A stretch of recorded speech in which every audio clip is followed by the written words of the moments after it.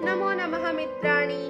अद्य वयं प्रतिदिनसम्भाषणे क्रियापदानाम् उपयोगः कथं कर्तव्यः इति पठामः।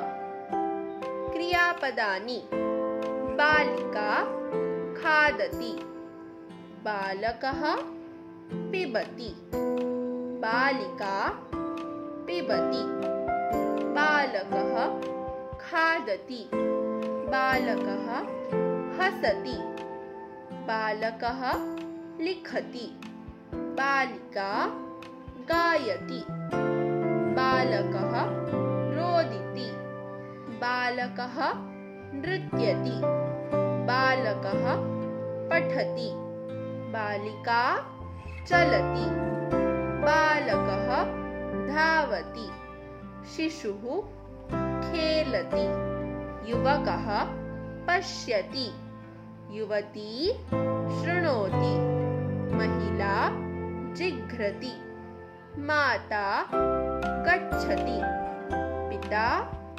आगच्छति, बिडालः उपविशति, बालिका चित्रम् आलिखति, बालकः चित्रं वर्णयति।